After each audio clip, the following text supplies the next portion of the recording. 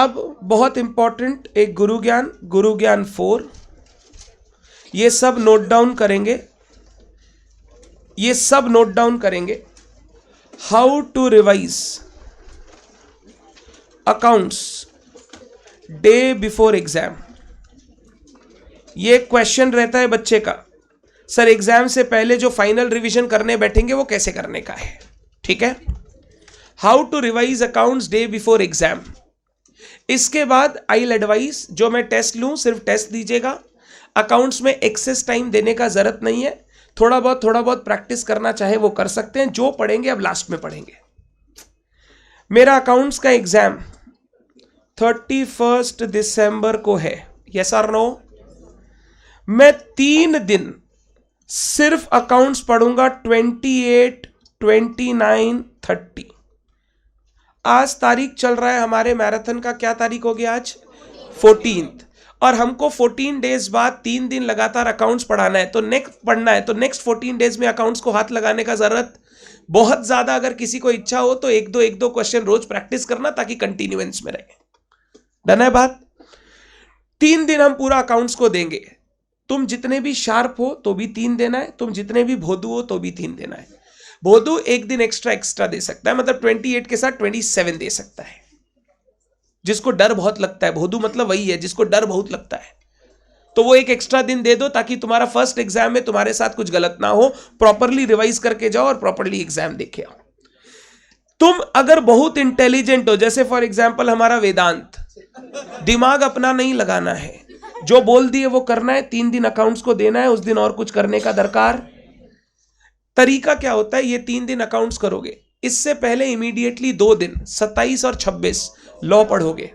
Law में contract नहीं पढ़ोगे, सेल्स नहीं पढ़ोगे, जो इजी है वो अभी पढ़ के छोड़ोगे, ताकि डे बिफोर एग्जाम अगर पूरा रिवीजन ना भी कर पाऊं तो टेक्निकल पार्ट रिवीजन कर लूं, इजी पार्ट ऑलरेडी रिवाइज किया हुआ है।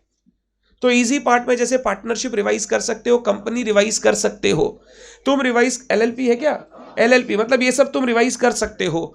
बीसीआर में बिजनेस कम्युनिकेशन जो है, कम्युनिकेशन, वो रिवाइज करके छोड़ सकते हो। रिपोर्ट राइटिंग वगैरह हम लास्ट दिन हाथ से फॉर्मेट लिखकर जाएंगे।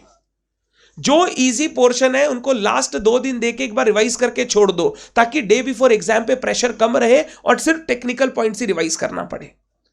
उससे 2 दिन 1 दिन पहले तुम मैथ्स को दे सकते हो, उससे 2 दिन 1 दिन पहले तुम इको को दे सकते हो। इजी रिवाइज कर दो, ताकि मैं एग्जाम से जब देने आऊं तो मैं पहले टफ पोर्शन रिवाइज करूं। टाइम अगर उसी में खत्म हो जाए तो भी चिंता नहीं करने का, 7 दिन पहले सब रिवाइज किया हुआ है। तो जो लास्ट हमारे 7-8 दिन होते हैं ना, उस लास्ट 7-8 दिन में हम लोग रिवीजन करते हैं अपना फाइनल जिसको बोलते हैं। वो फाइनल रिवीजन में 2 दिन मैथ्स, 2 दिन अकाउंट्स, 2 दिन लॉ, और लास्ट 3 दिन किसको देंगे, अकाउंट्स को। 2 दिन लॉ, 2 दिन इको, 2 दिन मैथ्स, ये चला गया, और 3 दिन अकाउंट्स। क्योंकि अकाउंट्स 3 दिन ऑलरेडी देना है, तो अब अकाउंट्स पढ़ने का दरकार, सिर्फ जो टेस्ट पेपर भेजूंगा वही टेस्ट देना, और कुछ नहीं करने का जरूरत है। डन। हम लोग जब रिवीजन करने बैठेंगे ना फाइनल, कुछ चीजें याद रखना। नंबर 1, रिटन क्वेश्चन बनाना इज अ मस्ट।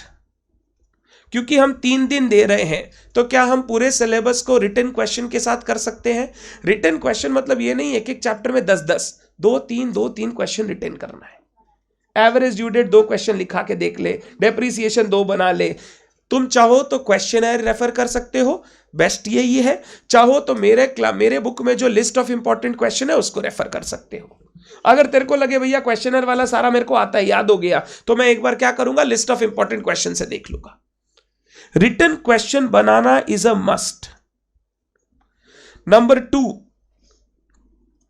थ्योरी वाला जो रिवीजन है, थ्योरी पोर्शन, ये आप करोगे 31 मॉर्निंग को।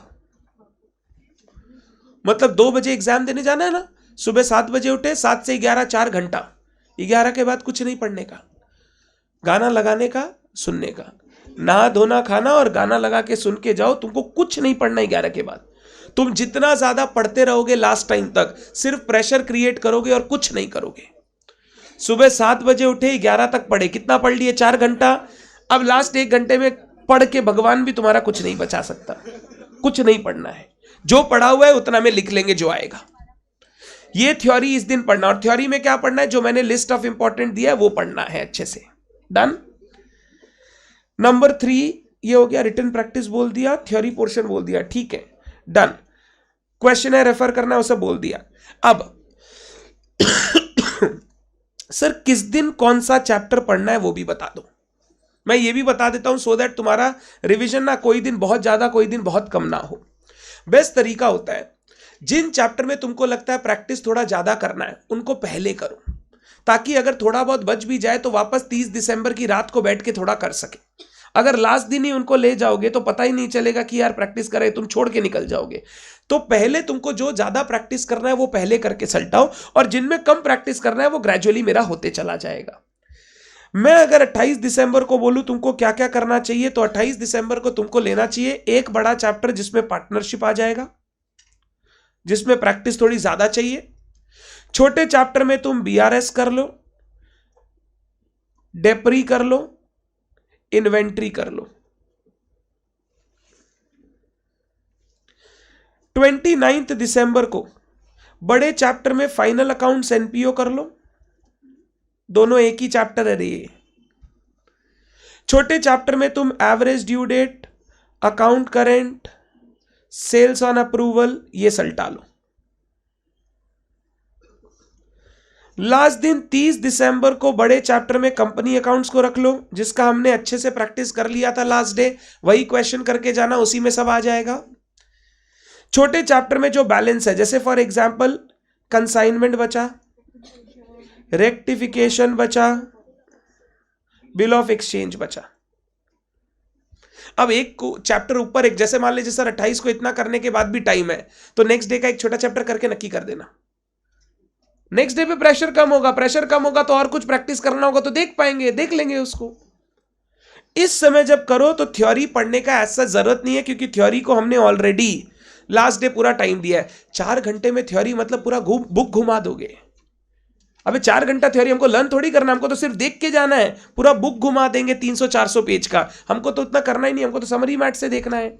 तो हम लोग लास्ट डे ही थ्योरी देखेंगे। हर दिन थ्योरी देखने का दरकार, एक बार अभी इन 14 दिन में देखना है, एक बार लास्ट में देखना है, तो हमारा थ्योरी एकदम हो जाएगा लिखने लायक। क्लियर है बात? ये लास्ट 3 दिन का तुम्हारा शेड्यूल होना चाहिए रिवीजन का। कितने घंटे पढ़े, कितने कम पढ़े, सब तुम पे डिपेंड करता है। तुमको लगता है 10 घंटे में हो गया तो 10 कर, तुमको लगता है 12 में होगा तो 12 कर, 14 में होगा तो 14 कर। मतलब टारगेट कंप्लीट होना चाहिए, टाइम जितना भी लगे वो अलग है। अब लास्ट टाइम में हम लोग टाइम नहीं देखते, बस हमको पास होना है, उसके लिए जो करना है हम कर सकते हैं। एटलीस्ट देख, वो अलग अलग चैप्टर पे डिपेंड करेगा। जैसे पार्टनरशिप में 5-6 सम बनाना चाहिए, बीआरएस में 2-3 बनाने से ही हो जाएगा। डेप्रिसिएशन में एक अकाउंट वाला, एक वो फैक्टर अफेक्टिंग डेप्रिसिएशन वैसा टाइप का, तो तुमको वो उसमें हेल्प करेगा। वो अलग अलग है, मतलब ऐसा, हाँ सब टाइप का एक एक बना लोगे तो बेस्ट है कि कोई भी चीज टाइप का क्वेश्चन है, हम लास्ट दिन करके आए हैं। क्वेश्चन करने से फायदा पता है क्या होता है? एग्जाम में कभी कभी देखोगे सर हर क्वेश्चन में 70% जाके अटक जाते हैं, फिर वो क्वेश्चन बनता ही नहीं, आगे कैसे बढ़ना है। वो प्रॉब्लम नहीं होगा अगर तुमने डे बिफोर एग्जाम क्वेश्चन देखे हैं ऑलरेडी। तो इसीलिए हम लोग थोड़ा रिटन प्रैक्टिस करते हैं, ताकि एग्जाम में कोई क्वेश्चन में भी हम अटके नहीं, बीच में हमारा वो स्मूथली कंप्लीट हो जाए। तो ये written practice of question in the last days is a must. Sir format के साथ क्या? अबे इतना टाइम है, 3 दिन का फॉर्मेट के साथ ही बनाएंगे। 3 दिन तो मेरे पास टाइम है ना, फॉर्मेट के साथ बनाएंगे हम इतना क्वेश्चन तुमको अगर 2 दिन में 8-8 घंटे में प्रैक्टिस करा रहे हैं तो तुम 3 दिन में नहीं कर पाओगे 100%। तुमको इतना तो बनाने बोल ही नहीं रहे, तुमको तो बोल रहे हैं इसमें से बेस्ट बना के जाओ। जिसमें तुमको लग रहा है कि मेरे से गलती होता है उसको हाथ से करके जाओ, तुम देखोगे अपने आप गलती नहीं होगा एग्जाम में।